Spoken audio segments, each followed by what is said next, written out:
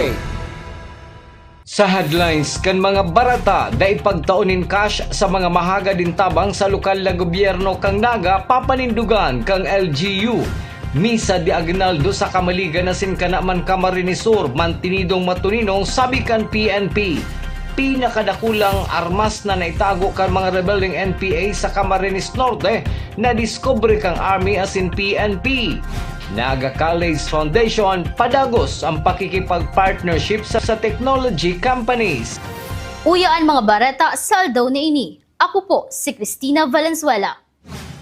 Para masiguro na igwang personnel ang City Disaster Risk Reduction and Management Office kang Naga, ngunya na Pasko asin bagong taon. Mayo mo na subot bakasyon ang mga personal kang nasabing opisina na dati naman pinagigibo. Susog ki CDRRMO Head Reynor Rodriguez, naka-standby ang sa indang ambulansya para magresponde in kaso igwang road crash na mangyari.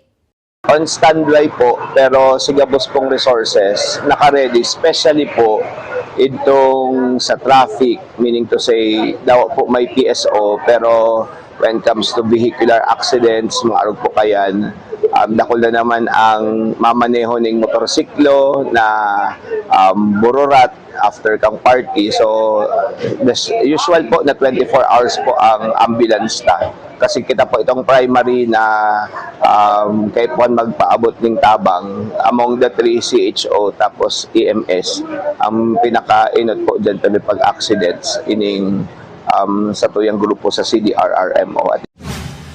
Sa ibang issue, matapos maaprubahan ang budget kang lokal na gobyerno kang Naga sa paagi kang special session na pinagkondusir kasuod mang Biyernes, nagmamaot si CDRRMO Head Reynor Rodriguez na marirealisar na magkaigwaman ang syudad ng Naga ng early warning system na dakulang tabang subuot sa panahon na igwang kalamidad. Then, ako po ang pinaka-ambitious lang ngunyan ining early warning system na mapangyari ini before end kang, sabi ko nga ni, dapat before end kang February, naka-install na ini. Kanganing mas, kumbaga po, may ugakatang sa diri na monitoring para sa pag nagra-route po ang panahon. Sa ibang bareta, Mayor Leni Robredo, papanindugan ang kasuguan na dain na magtaunin cash sa mga naghahagad ding tabang sa lokal na gobyerno kang Naga. Imbes, direktang solusyon subuot ang itatao kung anuan pangangaipo, siring kan bulong asin pagkakan. Ang detalye sa report ni Christine Reyes. Saro sa naging mainit na napag-urulayan ngunya na semana, iyang pagbabago sa protocol kay City Social Welfare and Development Office, kung sa hindi na sila nagtataon ng kwarta sa mga naghahagad din tabang, imbes kung ano sa nang silang kinakaipuhan. Mismo si Mayor Leni Robredo ang nagkumpirmar ka na sa aming pagbabago sa pagtaon ng tabang. Nadiskubre man subot ng opisina kan alkalde na kung kwarta ang pinagtatao, daiman inuubos iba kalin bulong o pagkakan kung cash ang nariresebi. Iniyang pusog na pinanininduga ni Mayor Leni sa taho kanda ipag-uyon kang iba sa sainang kasuguan.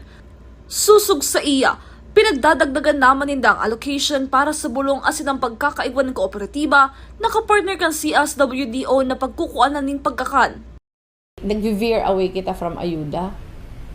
So, kadakol kitang changes na pig-institute digdi. Halimbawa, di na kita nagtataong kwarta digdi sa city, pero di nagdagan ta sa allocation ta for medicines, si mga sa punerarya, diretso kita nagbabayad na sa punerarya.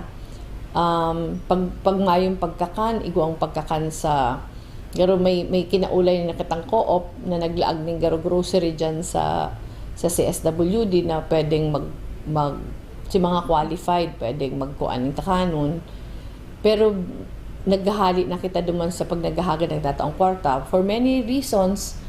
Number one, sa hiling ta di siya haloy na tabang, di nahahaloy na tabang.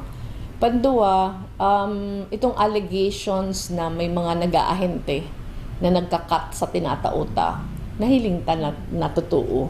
Sa panibagong sistema na sa indang pinagsusunod, makakatipid subot sinda sa gagastuson na kwarta, alagad natatawan prioridad ang mas importanteng bagay.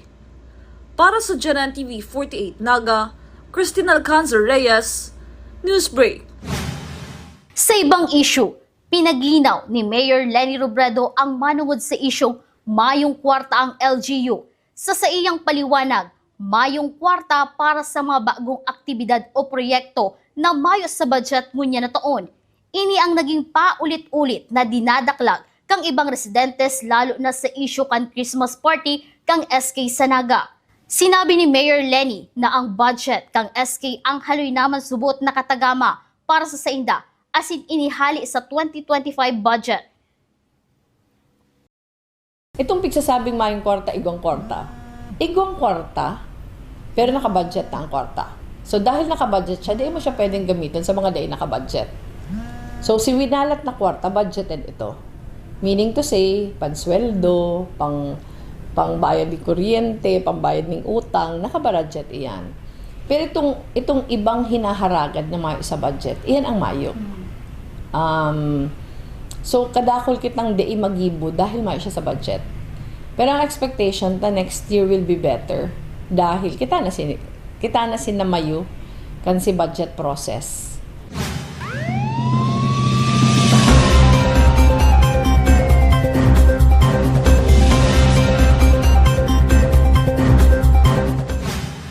Simbang gabi sa banwaan ng Kamaligan asin kanakman Camarines Sur. Higot na binabantayan kan PNP. Puon kan Petsa 16 hasta ngunyan. Mayo masubot dakulang insidenteng nairehistro. Uya ang sakuyang report. Sa 5 aldaw na pagbantay kang Kamaligan PNP sa mga simbahan, puon kang magpuon ang Misa de Aguinaldo kang December 16. Generally peaceful ang banwaan kang Kamaligan Camarines Sur. Mayong anuman na insidenteng may koneksyon sa simbang gabi, ang nanotaran kang Kamaligan Municipal Police Station. Epektibo sa buot ang ginigibong police visibility as in presence kang Kamaligan PNP ngunya na holiday season na nakatabang para mapugulan na makapambiktima ang mga parahabon. So far po, may paman po kitang nanutaran na insidente na nangyari po digdi sa Banwaan ng Kamaligan. So far, general peaceful po ang satuyang Banwaan. Mayo po itang na-record na crimes against property. Then, sa road crash po, mayo pa man po kita na reported na aksidente po digdi sa Banwaan ng Kamaligan. So far po, assessment po, generally peaceful po ang Kamaligan sa ngunyan po mga panahon. Sa banwaan kang kanakman Camarines Sur, matrayumpo asin matuninong man ang naging assessment ni Police Captain David Olieres Jr., happy kan PNP kanakman sa 5 aldaw na simbang gabi. Dawa kulang nin PNP personnel ang banwaan kang kanakman. Minaximize ni Police Captain Olieres ang gabos kaining personahe. Naging matrayom po kasi matuninong. So, bali, ang misa pala nagdi sa kanakman, pagbanggi, may schedule kita 6 p.m., 7 p.m. and 8 p.m. Kami po ginigibo sa tulong chapel sa mga barangay dito sa Progress Home Chapel, tapos sa barangay Purut Chapel, and naman sa barangay Dulos Talaga proper. And then itong morning mass every 4 a.m. Ginigibo ini sa duwang Paris Church dito sa Mayang Banwaan, dito sa from Socor Paris, and then sa Aurelio Assumption, dito sa poblasyon. Ito pong from Socor Paris dito yan sa Barangay Hari. Although kulang kami ng personnel kasi digdigin sa 3rd district kami ang pinaka-kadikat na personnel. So minamaximize mo yung tropa. Maski na itong mga naka-off, papakiulan ko muna na mag-duty. Tapos ang ginagay po around the clock na lang mag-iikot po ang sabayan mo. Mientras tanto, naka-full alert ang Kamaligan PNP asin kanakman PNP ngunya na Pasko hasta bagong taon para magtaong seguridad sa publiko asin mamantinir ang pasi orden sa saindang kanya-kanyang banwaan. Para sa GNN TV 38 Naga, Cristina Valenzuela, Newsbreak. Mientras tanto, nakapagrehistro man ang Kanakman Municipal Police Station ninduwang kaso ng theft asin robbery ngunya na taon. Alagad sa inda naman subot na resolbaran. Enhanced police visibility ang naging strategiya kang estasyon kung taano hababa lang ang bilang kang kaso nin crime against property sa Banwaan. Tubod si Police Captain David Olleres Jr., pag nahiling kan publiko ang presensya kan pulis, da isubuot mapurbar na maggibo nin krimen. Apwara sa police visibility, igwapang crime clocking na ginigibo ang kanaman PNP. For the whole year, igwa kaming duwang robbery, pero gabas man in solved. Tapos kung kita mga theft cases, pero reparable itong mga reparable man sa barangay. Itong enhance police visibility para kung ma-prempt itong mga would be mga parahabol. Kasi yun man ang teknika yan. Pag nailin ninda na visible po ang police, hindrance po ito para sa senda. Tapos may may inapod kaming crime clocking. Ito pong mga occurrence kang incident kung saan po si prevalent na place kang incident, doon kami nagpo-focus. Sa iba pang police report, ang regular na pagpapatrolya kang kapulisan kang Kamaligan Municipal Police Station katuwang ang mga barangay tanod ang kabali sa epektibong paagi para mayong mairihistrong harabunan. Susog ki Police Captain Rec Rehinales, inaasahan ning dakul at mapaabot nin sumbong sa posibleng insidente nin panghabol. Usually po, permi naman po bagayan, maski po sa lugar, sa Banwaan, pag holiday season talaga pong naglalangkaw ang satuyang crimes against property. So far po, yan po ang pigpreparan mi. Katuwang po ang mga barangay, lalo na pang mga barangay tanod. Then, ang satuya pong kapulisan, permi pong nag-iikot, yaon po, permi ang patrulyata. Beat patrol sa mobile patrol. Kaya po, saro po yan sa mga crime prevention na ginigibo mi para po mapreventaran ta ang anuman na krimen na pwede possible na mangyari. Dakulaon pong puntos sa crime prevention strategies ang ginigibot ang pagpatrolya. Igwa po kaming time na mag-ikot, mag-standby sa mga business establishment, then sa mga open pang tindahan, nire-remind me, nagkakanda kaming dialogue sa INDA na bako lang pong visibility ang ginigibawang sa tuyang kapulisan, pati po presence. Ibig sabihin po, kinakaulay tapos INDA sa maibitaran kung ano man ang katibadan sa sendang property. Sa iba pang bareta, kinukonsiderar kan Philippine Army as in PNP na pinakadakulang tagong armas kan subuot mga rebelding New People's Army sa Barangay Exeban, Labo, Camarines Norte ang nadiskubre sa magkasunod na aldaw sa Barangay Exeban kan nasabing Banwaan. Uminabot sa 45 armas ang nakalot kan mga militar as in PNP na sarong patunay na padagos ang pagluya kan kusog kan mga rebelding grupo sa rehiyon. Sa iba pang bareta, Naga College Foundation, padagos na pinapauswag ang makabagong edukasyon sa paagi kan pakikipag-partnership sa technology companies. Ang detalye sa report ni Campus Correspondent Eugene Nueva.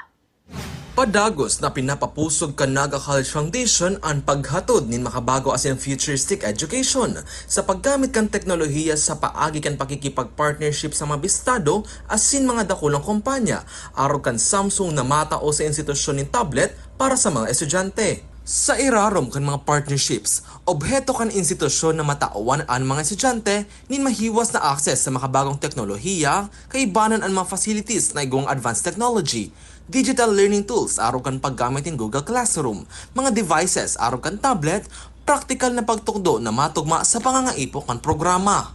Ang mga partnership na ini, dakulang tabang sa pagpapauswag kan mga digital as in technical skills kan mga estudyante na importante sa sindang pag-andam sa trabaho pagkatapos kan sindang pag-adal. Kabali man digdi ang mga seminar, workshops asin iba pang mga aktibidad na nakatutok sa aktual na paggamit kan teknolohiya. Sigun ki Mr. Mario Villanueva, President kan Naga College Foundation, Development and Technology ang saro sa mga innovation kan institusyon na tinututukan para sa education and technology. Alam niyo, we are now as an impact of the what do you call this, yung pandemic. no? Ang technology nag-accelerate no, na umpisahan na diyan yung online classes and so forth. So, technology is now developing so fast. Nakikita naman natin ngayon na AI, especially artificial intelligence, is already here and being adopted by most of the, if not all of the different industries, no? Kaya kailangan maka-adapt kita na ang mga graduates, mga students natin, gumagamit ng technology or artificial intelligence and or other softwares, no? And ang sa tuyang mga classroom, technology naman, no? Interactive board, tablets. Kasi paglabas nila ng trabaho, yun na yan ang gagamitin na nila. Tataon na sinda ng Microsoft certification, igwa na sinda, Python, AI tools, no? Sa kadakol bagang AI tools mo yan na magagamit mo na when you become professional. So, NCF is into it, kaya magmamigrate na kita into what we call education in technology. That's going to be the branding of Naga College Foundation. Bako sana ang mga estudyante ang makikinabang sa mga partnerships na ini, kundi pati ang bilog na institusyon, hulita ang mga pasilidad, kagamitan asin sistema sa pagtukdo sa eskwelahan, mapapakarhay asin mapapadali. Pinapatunayan kan NCF ang padagos na pakikipag-partnership sa rong lakdang para sa pagtaon ng dekalidad asin innovative education para iandam ang mga estudyante sa digital na panahon. Para sa GNN TV48 Naga, Eugene Nueva, Newsbreak. Mga tugang, 5 days na sana Pasko na. Ang Christmas countdown na ini hatod kang Naga College Foundation Changing the Game. Ang One Love Christmas Project kan GNN TV48 Naga para sa mga sadit na komunidad. Nagpapadagos ngunyan na taon para sa indong mga donasyon, partnerships, as in sponsorship o mga kahapotan. Mag-apod sana sa 0946-946-9824 o mag-email sa GNNTV48naga@gmail.com. Yan ang mga bidang baretang nakalap kan mas pinakusog na puwersa kan GNNTV48 Naga News and Bicol Affairs. Day malingaw na i-follow ang sabuyang official Facebook page GNNTV48 Naga. Padagos kaming mahatod din mga baretang garantisadong nangingenot asin napapanahon. I-hit ang subscribe button sa sabuyang official YouTube channel GNNTV48 Naga para updated kita sa mga bareta asin istoryang bidaan Bicolano. Maski aldaw ni Sabado. Ako po si Cristina Valenzuela asin ini ang GNNTV48 Naga Newsbreak Weekend.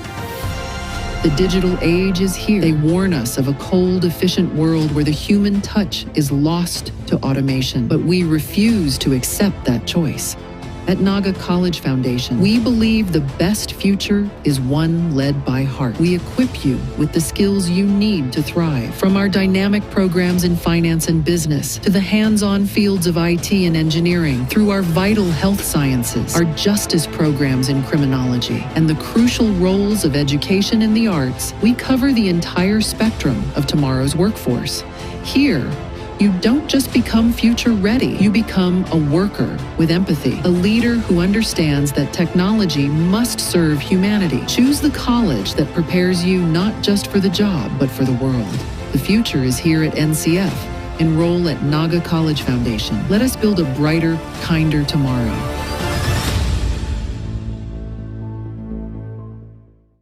Ipagdiwang ang Pasko dito sa NCF.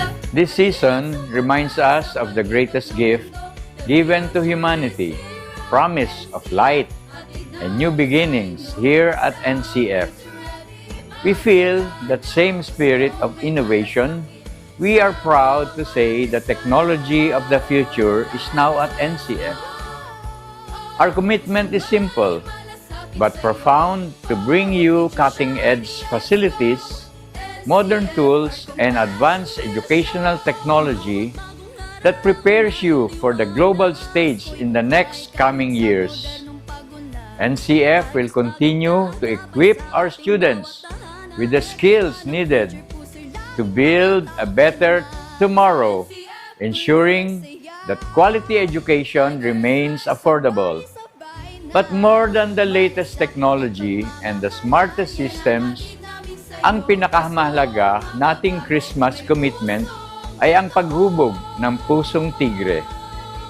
Sabi nga nila, the future is driven by data, but it is ultimately shaped by humanity. That is why our core promise is to produce graduates not just with high-tech intelligence, but with deep empathy. Our NCF graduates will be the professionals who lead with compassion. They will be the bright stars of the future, guided by the true Christmas spirit of giving and genuine service. This holiday season, as we share meals and exchange gifts with our loved ones, let us carry this vision in our hearts, a commitment to quality, affordable education, anchored in genuine human empathy. May the peace and light of the Nativity fill your homes with prosperity and endless blessings. May you all have a truly joyful Christmas and a new year full of opportunity, guided by love. Maligayang Pasko at manigong bagong taon mula sa Naga College Foundation. Ipagdiwang ang Pasko dito sa NCF. As the joyous season of Christmas blankets our community, let me extend my warmest greetings of peace and good cheer to every student, parent, faculty, staff, and to all Bicolanos.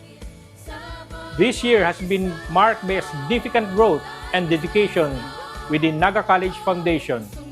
We have witnessed how our students strive for excellence and how our faculty work tirelessly to provide an environment where learning truly flourishes. Here at NCF, our commitment has always been twofold: accessible education and unwavering quality.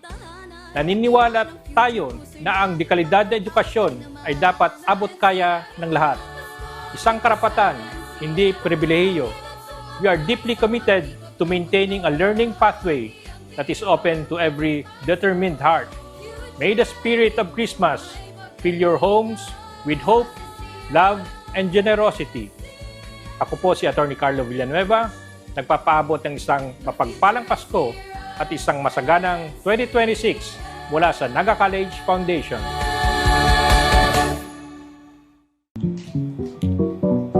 Tanga diri ko nababay na GNN TV48 Naga. Kalma! Lumipat lang ang GNN TV48 Naga sa Channel 48.1. What? Direk, ang simple lang ng solusyon dyan. Kunin ang remote, pumunta sa menu Setup o Settings, at hanapin at pindutin ang scan at hintayin. Then, boom! Balik na si GNN sa Channel 48 mo. Para sa mga balitang nanguna at napapanahon, At sa mga programang suwak sa panlasa mo. tutok lang sa GNN TV48 Naga, Bida ang Bicolano! The future is a race. At Naga College Foundation, we don't just keep up. We set the pace and we change the game. College of Business and Management, where ideas grow into enterprises. College of Teacher Education, shaping minds that shape the nation. College of Health Sciences, where compassion meets innovation. College of Engineering, designing solutions that redefine tomorrow. College of Arts and Sciences, fueling creativity, culture, and connection. College of Accountancy and Finance, empowering the economy through mastering numbers and market. College of Criminal Justice Education, protecting communities with excellence and integrity. College of Computer Studies, coding the language of the future. And with NCF micro-credential programs, you don't just wait for the future. You leap into it. Gain and demand skills fast, short, powerful, and flexible. Designed to fit your life and fuel your career. 8 colleges, endless possibilities, and micro-credentials to keep you ahead of the game.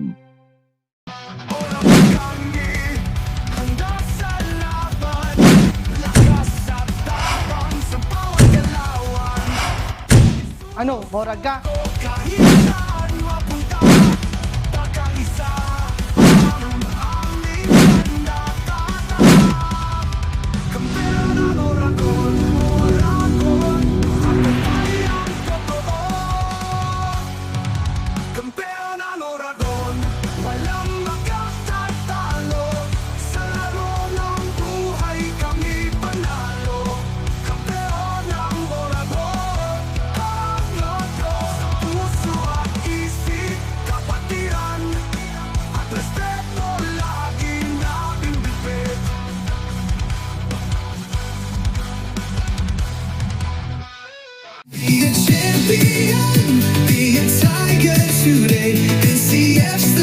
best. Let's lighten your way. At the Naga College Foundation Basic Education Department, we provide an environment where innovation is nurtured and resources promotes collaboration and discovery. Our students benefit from hands-on learning in cutting-edge science and technology laboratories, bridging theory with practical application. We maintain a supportive institutional framework, ensuring a safe, clean, and academically focused atmosphere for every student. Beyond academics, our comprehensive facilities, including sports, develop leadership, teamwork, and discipline. NCF is proud to be a LASSO accredited institution, a recognized mark of excellence and high-quality education. This is Naga College Foundation Basic Education Department. Changing the game. At NCF, we're all about that holistic grind. Hands-on training, real-world experience, and affordable education that gets you industry ready. Shoot to edit, dito, from concept to screenwriting. From shooting to editing to actual broadcasting, NCF was the first and the only school that has its own operational television and radio stations. No boring stuff, just real skills for the real world. Jika na ba? Tiger today.